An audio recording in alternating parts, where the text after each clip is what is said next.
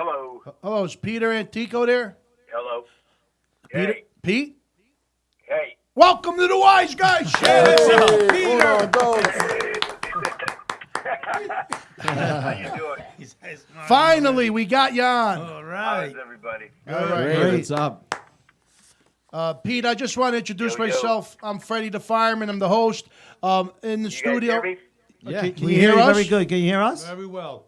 Now I hear you. I hear you. I got full freaking bars. It's all good. Oh, okay. But I was going to introduce myself, Freddie the Fireman. I'm here with Biagio, Jumper Gennaro, Angelo, Bella White, Yo Angelo. The Doc is in the house, Sal, Pagliarulo, Annette, the talent coordinator who booked the whole interview, and Biagio, Blaze, our engineer, and our in-studio guest is Mickey Burns, television host Mickey Burns. Welcome to the Wiseguyz Show, Pete. All right, Welcome, Pete. Beautiful. Beautiful. How many Sicilians are in the audience? Believe it or not, Zero. we're Napolitano. All Napolitano. Don't say. Hold on a minute. Hold on a minute. You can't say no. Why? Your son is half Sicilian. Yeah, I know he's half, but yeah, that's Yeah, right. well, he's no, he's Sicilian. even Napolitano. We got Yeah, most of us are Napolitano. Napolitan in Well, here. Yeah. everybody watching is Hey, definitely I'm a Sicilian. half Napolitano, half Siciliano. What's that, Pete? What? How you doing? Oh, How you doing? Pete, I want to thank you for giving us the opportunity for the interview. We want to thank Billy Gugoots, who straightened this, who put this all together. Thank you so much. Billy, a big shout out to Billy Gugoots. Yes. Now, let me start off with you, Pete. Obviously, you've done I don't even want to begin. Your resume is just is a lavishing career. You're just we'll talk about that, but we do want to talk about something specific that we wish you were a part of, but you're in California. But we did last January. We did an event for to remember Danny Aiello, and I know you were part of you were in the movie 29th Street, which was his favorite movie, and you played his son-in-law. And before we get started, would you like to talk a little bit about how you worked with Danny? Yeah, I love Danny Aiello. Danny Aiello is such a kind soul. Yep. I know it's so family. Mickey, Danny, the third, the daughter's sons. They're just beautiful. His wife. They're just wonderful, wonderful people. They were so kind to me, and they want to make sure that you get your due. So when you're acting with him, he makes sure that you get covered. Because if you don't get covered, you'll be bouncing the ball against yourself. I'm hearing a lot of reverb. What's that? he says he hears like a slap back. Only when you're speaking? Only when you're speaking, or when we're. Yeah. When I'm speaking, that's a little better. Is that better? A little bit. All right. Well, Just a delay. you sound good on our end. If you can you work with it? Yeah. You sound great on our end. Just so you know. Okay. That's fine. All right. So now, you've done many movies as a stuntman and as an actor. What do you like doing more? Well, I had a background in when I was a kid. When I came out of college, I was a pole vaulter and a baseball player, and then I had a neurological disorder called Tourette syndrome, and I was in school for 16 years. I could barely sit at the desk. My professor wanted me to be a lawyer, and I could have went into law, economics, because English was a minor, and my professors wanted me to make it a major. And I said, why? Well, if you want to be a lawyer, you don't want to take political science like you're doing. You want to understand how the English language works. So he gave me the best piece of advice I ever got. He said, take a Roget's Thesaurus, put it in your back pocket in between classes while you're waiting for lunch in the cafeteria, open the book and start reading it and increase your vocabulary. Because he goes, what law is? It's basically, understanding the English language at a deep level. So you basically can speak and have a command of words that normal people don't understand. It's like its own language. So it's not that you're smarter, you're just more well-versed in the vocabulary and the mastery of language and the understanding of language and its meanings and inferences.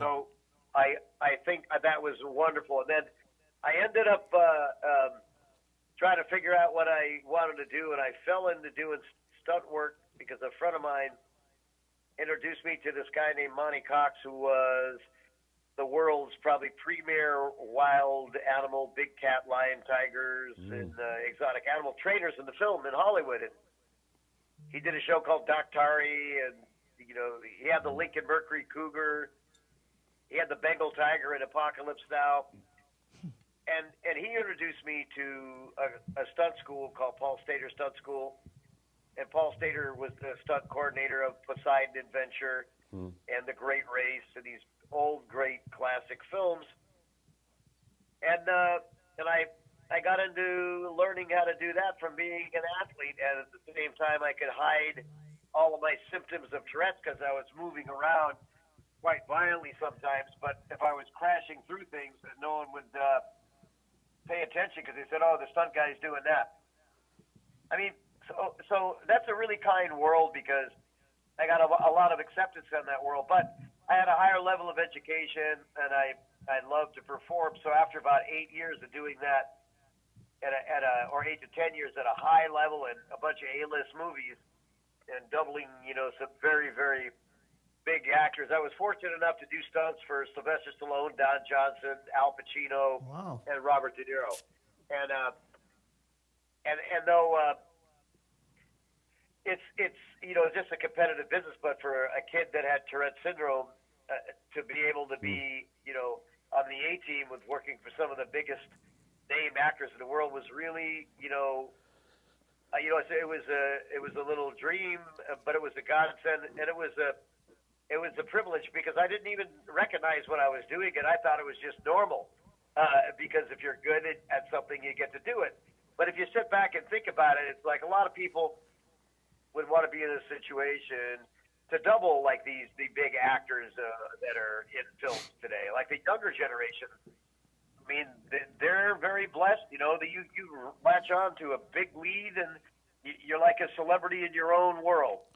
This is Jumpin' Gennaro. I want to ask you something about that. So, obviously, you have to be really good at what you're doing in order to limit injury.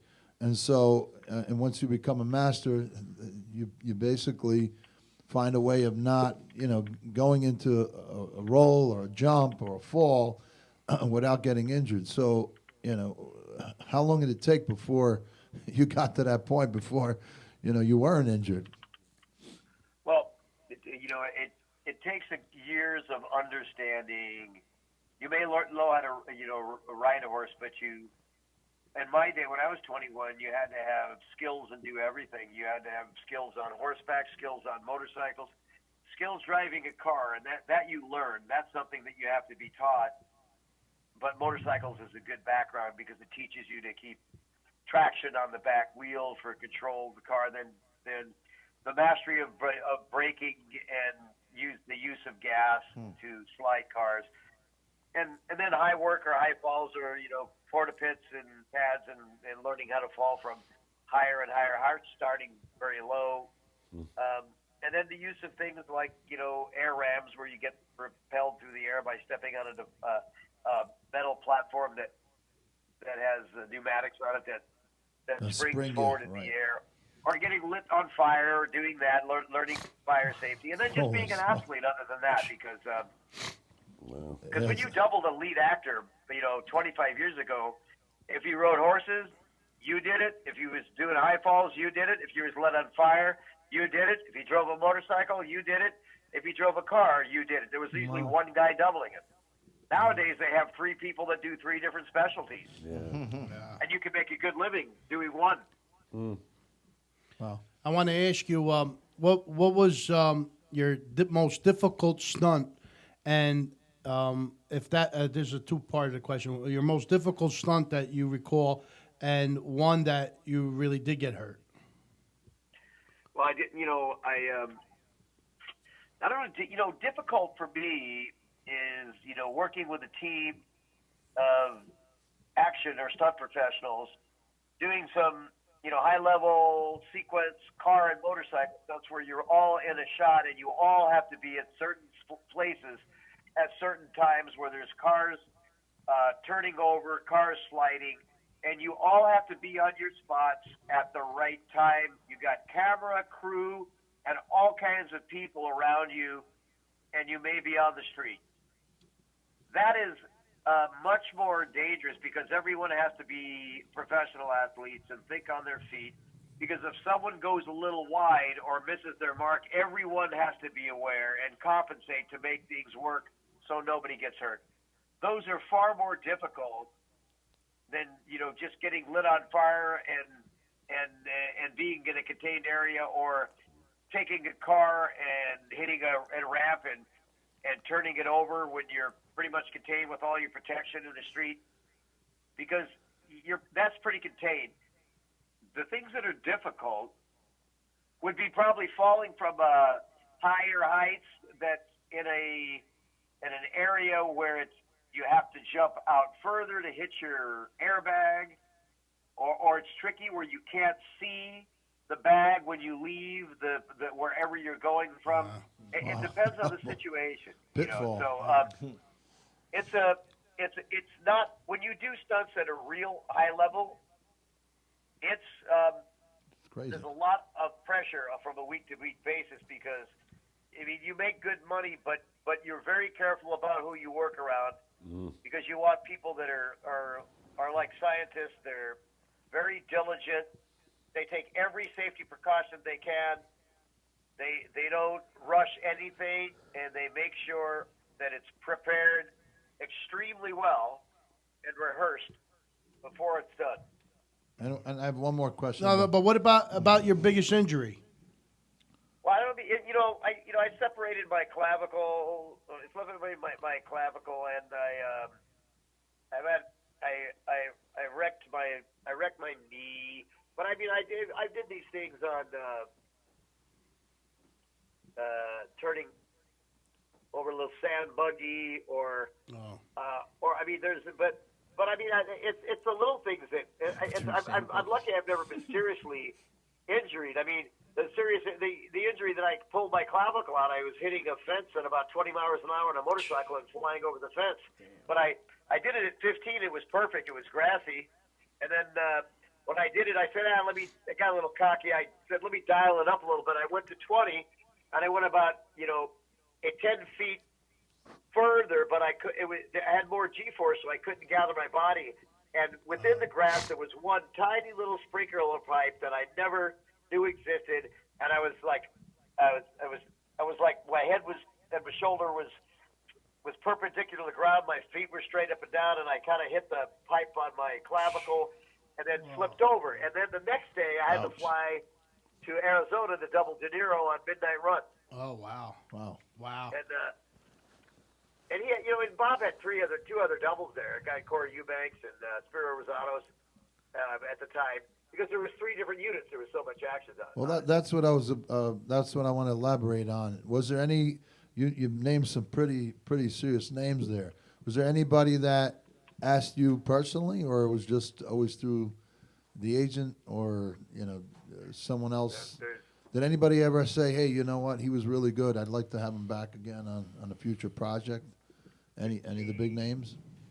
The agents that don't work with stunt people now, unless nowadays they do stunt coordinators. If they're trying to plug you into big stunt coordinating jobs. I mean, was there like a request by De Niro or Pacino to say, "Hey, next time I do something"? No, I worked 3 films with Bob, and I went on an interview for the first one because I was a pretty good match, and I didn't get it. And then the second, one of the stunt coordinators, John Moyle, said, "I'm bringing Pete up to do the second unit because he's a really good double." Then after I did that film, I did another film called 15 Minutes in New York that John Hirschfeld did, and then I did a movie called Showtime. There was a couple of doublers, me and my pal Johnny C, who doubled him, but from New York. But I never got. I'll be honest, I don't believe I ever got requested. Though I know Bob, but I never got requested. Oh, but I got approved by him in the next two films I did, because after I worked with him on the first one, and he knew me because he got Pete. He goes, "Oh, he's fine," or because he knows he knew me. Well, awesome. Yeah. Yeah, hi. This is Mickey Burns. I just wanted to ask you one question, and that is, what's the life expectancy of somebody who does what you did for so long? I don't know. It depends how good you take care of yourself. But obviously, you're in a high risk profession, and like anybody, you want to. That's why I said you want to train, man. If you're going to do, even if I've done a ton of high falls at 50 feet, if I knew I had to do one and I hadn't done one in a couple of years, I'd go out and jump. I'd do a couple at 30, and then I'd maybe climb up and do one at 50, and then I'd just go. Then the next day when I was ready to do it, I would just go up there, and it would be I already be dialed in. Yeah, it's like anything, And my last question is, how does a stunt person reinvent himself for the second part of his life? Well, at 27 years old, I started studying acting because I had a love of performing. And when I was in my early 20s, I did like 35 commercials, and 75% as an actor, the other 25% doing stunts. So then I went to a guy named Alan Rich, who played the DA in Serpico with Al Pacino, and he played Mr. Beebe in the film with Jessica Lange. What is it called? Mommy Dearest, but no, it's I can't remember the name of the film. But he played Demi Moore's attorney in Disclosure. But Alan has been a pragmatic actor. He used to be a Broadway actor at 18 and 19. He got blacklisted in the McCarthy era from 20 to 21, but he was a big character actor, had character parts in huge films, and then he taught many big time actors, for CBS and many of these networks for a lot of actors and actresses. Like he taught like Joan Severance and Charlene Tilton, Frank Stallone, and many other names. Okay. So I started with him, and he was a brilliant coach. I mean, he was on the stage with Claude Rains in Darkness at Noon on Broadway. Yeah. I mean, so you really have to think about these type of people. Okay. So that's how I got started there, and I went to the screenwriting program at UCLA. I studied there at night, and I got a break, a bigger break from Burt Reynolds. Gave me my first part in a big TV series in Florida called B.L. Stryker. And then I got a break with a big director named John Milius, who wrote Apocalypse Now. And he was directed a little TV drive-in movie classic called Motorcycle Gang. And I went in and I thought I was going to read, and then he ended up having a conversation with me for about 30 minutes about motorcycles, because Chuck Zito is a close friend of mine. Very dear, and we were talking about motorcycles and motorcycle clubs, and he was fascinated with what I was saying. So I said, okay. I said, you want me to read? And he just goes, no, that won't be necessary. Mm-hmm. So what he did, they had to cast one other actor for another part. They let him go. They wrote the two parts together, and he gave it to me. Wow. Yeah, because you could ride. Was that the answer? I could ride.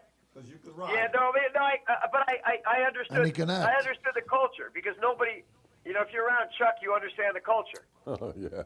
Yeah. So what kind of motorcycle do you generally ride on a daily or once in a while? Well, I had a custom Harley Davidson FXRS. So It you was done by Rock and Roll Randy. It was built by Chuck Zito. Wow. wow. And so when you see these new electric version motorcycles, well, not motorcycles, electric cycles, do you cringe? Oh, dude, I'm an old school. Hey, man, I like old cars. And, These hybrid, these hybrid cars that they're putting fake electric motor sounds to is just it's unfathomable. Oh no, man. It's unfathomable. Hey, I got an old electric bicycle that it was built by Rock and Roll Randy, a friend of Chuck's friend in Orange County, California. It looks like an old Indian motorcycle. Oh, cool. Right. Well, that's what they're wild. doing. They're customizing with old bodies and retroing with electric, which they're usually using the guts of a Tesla right now. But yeah, a lot of interesting. yeah. Yeah, we I hung mean, out look, with a Chuck a Tesla's few times. Chuck's Yeah, a good guy. a Tesla's a beautiful car. You have to say Tesla's a beautiful piece of machinery. Yeah, it yeah. is. It is. But again, if you grew up with sound, you got to hear. Like you're riding a motorcycle, you don't want to hear, the sound coming out of a speaker of a. No. You want to be heard because motorcycles. If you're not in a area with traffic, you want to be heard, man, because it's safe. Get your motor on, running on the highway. Here we go. For adventure. Looks like nothing's gonna come my way. I'm the doc, and I own a Harley Davidson Sportster. You So better I- ride it to the studio in the so summer I've, one night. So I've ridden it, and yeah, you want some noise. So you want some noise so that people know you're on the road, Right. because they only got to tap you, and you'll become a permanent, permanent stunt man that won't get up. Right. Yeah. Yeah, now that's. Hey, man, people should know how to ride. You can't just take 2 lessons and ride. You have to have experience. And Well, in Italy, you can get a motorcycle license at the age of 14. Yeah, Vespa.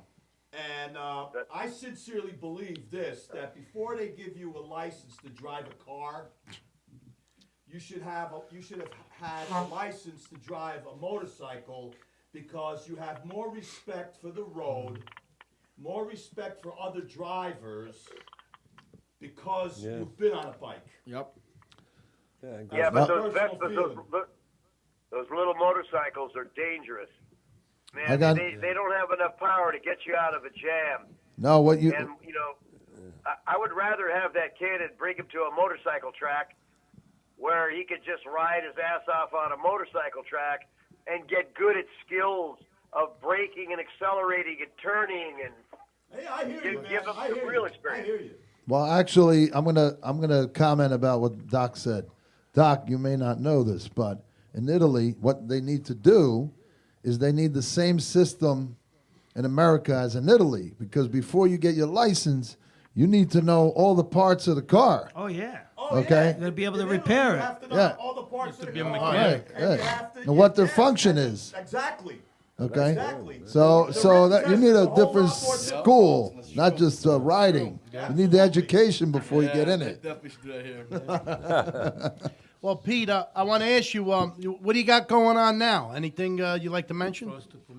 Yeah, I produced a documentary with Lionsgate Films that's currently playing on Netflix called Ronda Rousey Story. Oh, wow.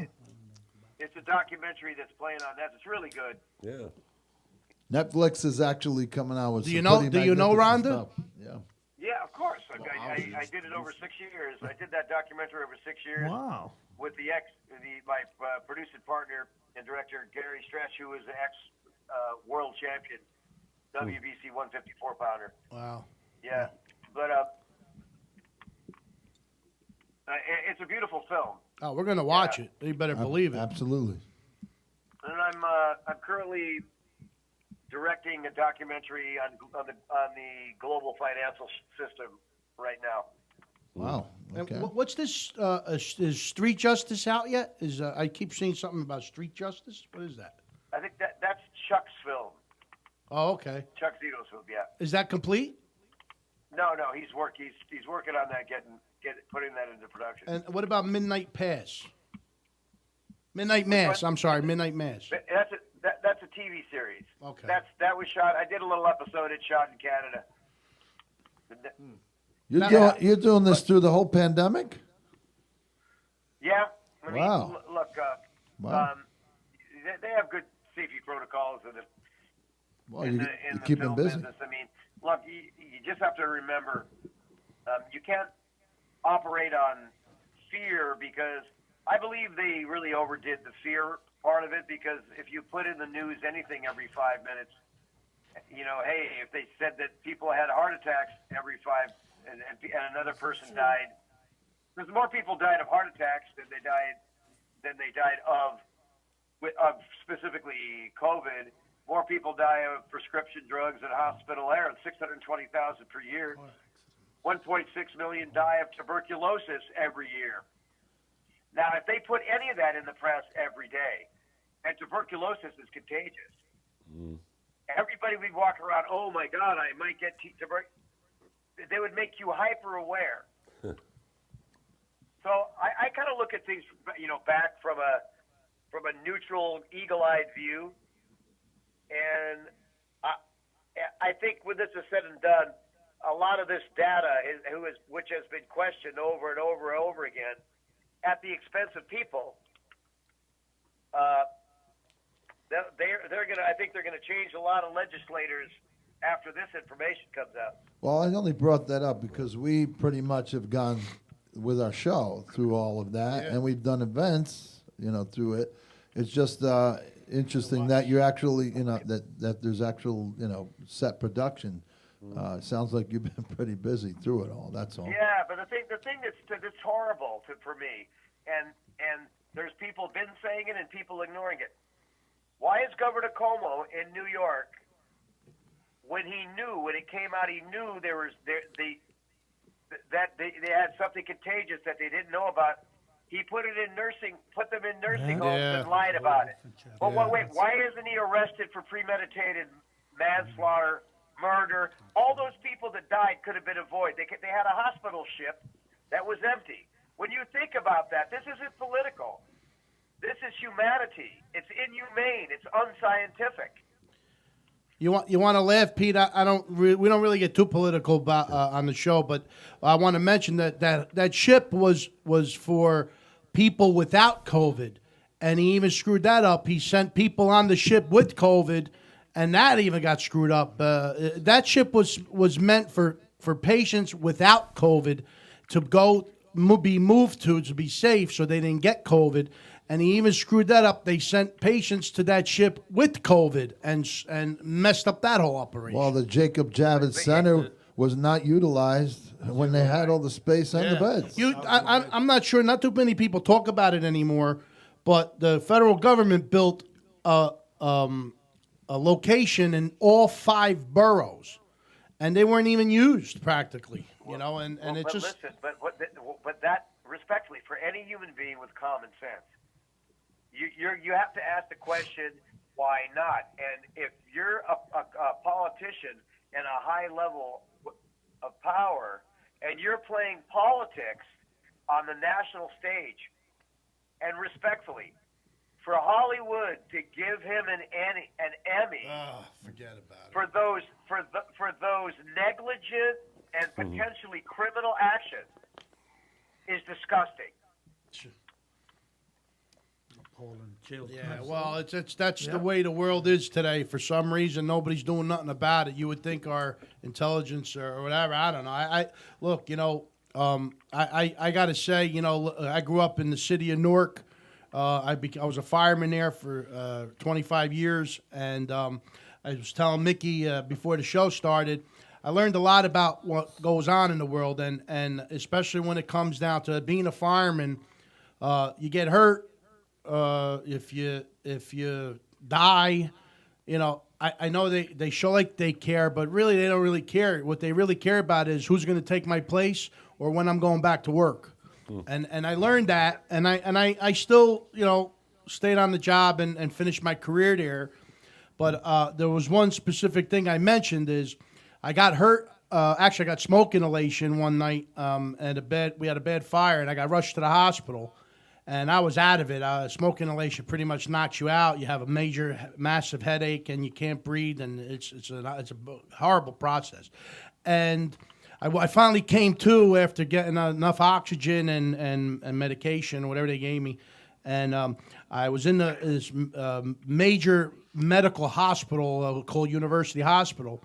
Remember, I was a fireman, professional fireman, just got smoke inhalation, rushed to the hospital.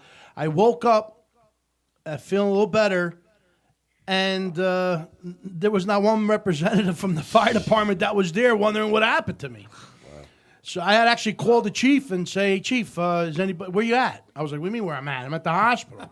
And they're like, oh yeah, there's nobody there? I'm like, no. And then so they send a car to come pick me up. But I could have died there, and life went on, and they didn't, you know what I mean? So what I'm saying is I look at it, if that's the way it was then with me as a fireman, just think about what the hierarchies of this country really care about the people, and I feel that that happens, and I just think we're just guinea pigs in a country that just wants to be in control of the guinea pigs. You just called us Yeah, guineas. well, the thing that what you bring up is that it doesn't matter if you're a Democrat or a Republican. These are humanitarian issues. Exactly. What Cuomo did was inhumane. I agree. I mean, shutting down economies when you increase, alcohol abuse, opioids, domestic abuse, and suicides. You have to measure at what point does the solution to the problem outweigh the problem. And why that's So not being discussed. Yeah, it should be discussed. And what should be discussed is that they divide people by putting them in categories, or someone's liberal and someone's Republican. We all live under the same sky. We all have hearts and souls. We all want the best for our family, and yet if we disagree with an ideology, many people then kill them off and just say, I want nothing to do with them. They call them names. And Socialism. that kind of frequency, when you promote that kind of frequency, you promote that same frequency within yourself. You're only supporting the same vile energy. You have to go back to forgiveness, and you have to go back to love, and you have to be able to go to a spot where you're civil, and you can have a conversation, and it's okay to disagree. It doesn't mean the person's not your brother. Right. Well, you're also. Amen. I keep saying this over and over again. You could disagree. What you have to rely on is eyewitness. You can't go on based on what someone else says. You got to see for yourself. If you see something that's not right, you don't need for someone else to tell you it's not right. You see it's not right, and you voice that Mickey, you don't what do agree think? with it. What do you think, Mick? I'm sorry? What do you think about this? Well, I think that maybe he was, maybe the sexual harassment thing was a smokescreen to cover up all the things we're just talking about. Absolutely. My feelings is this. Yeah, If somebody commits that kind of a atrocity yeah, of 1,500 senior citizens dying when they shouldn't, when Yeah, they shouldn't whatever. have, right? That individual needs to be made an example. yeah. Needs to be punished, needs to be removed from office, needs to be incarcerated because it's a Right. form of murder. Right. To set an example for everybody else, saying, wait a minute, I better not do that kind of crap. Because it could happen to me. You know what I mean? And also it creates a situation where we start saying we need to take care of people Right. and not ignore them Right. for whatever reason. And this isn't even the Right. political, because Democrats and Republicans believe that. You know what was very alarming to me, more than anything else, is that once they left, they died, that they were being stored in containers. There still are, I think. And I couldn't fathom this. I'm like, is this really happening? I was just like, Yeah, I have one other thought, and that is while all this was going on, what he did do was write a book.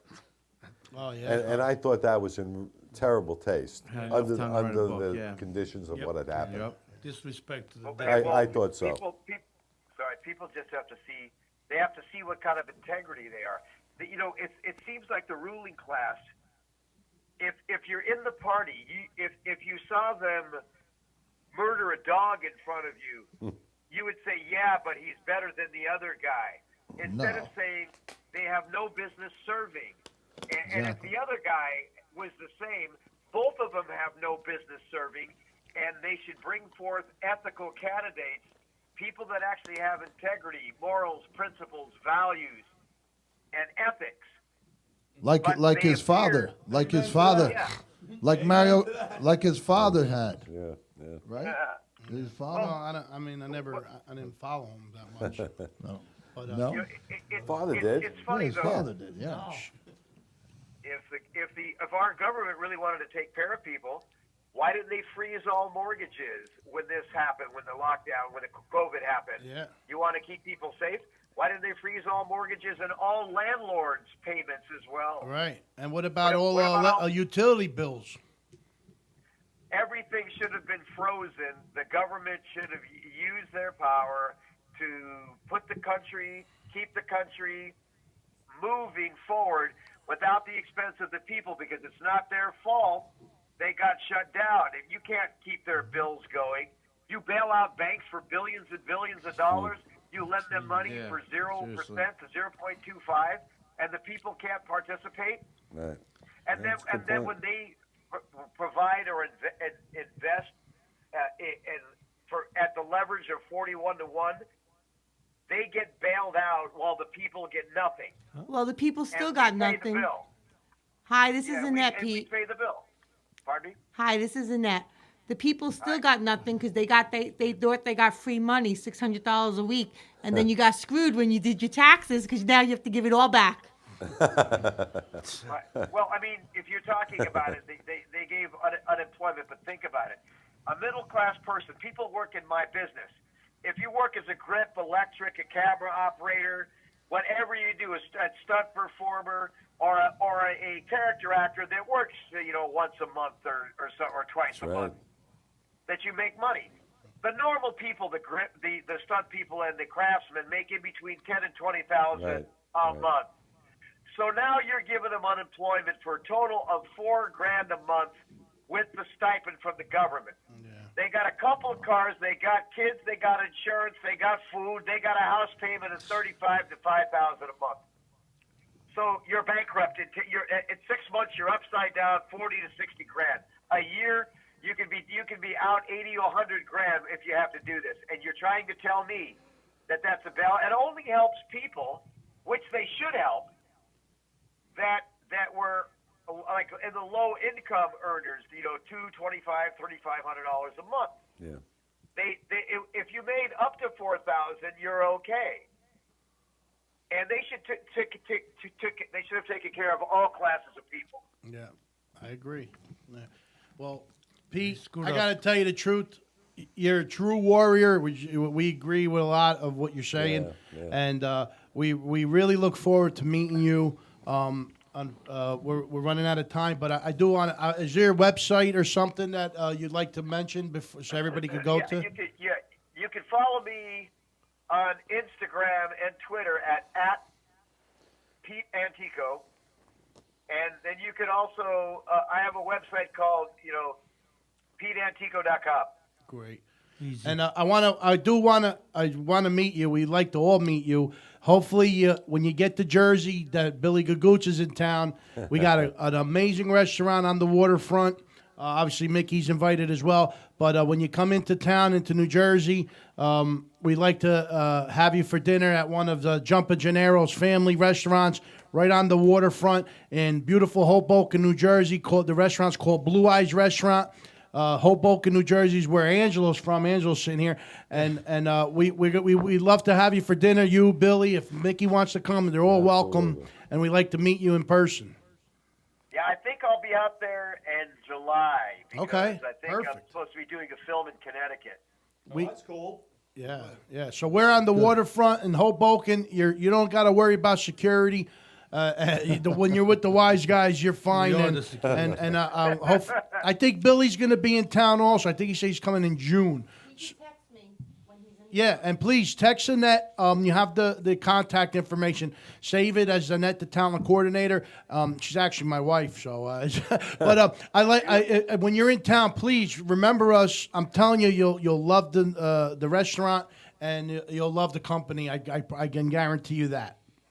No, hey, thank you. And I know we got off a little bit of the entertainment stuff, but just so you know, my passion now is I want to tell stories that make a difference and raise the consciousness of humanity and actually teach people something that make a difference in the quality of life. Because, I'm doing other people's creativity for a long time. I do have a movie that I wrote called The War Within. It's autobiographical about a kid with a kid with Tourette syndrome that grows up to be a stunt performer with all these legendary, film leads, and it's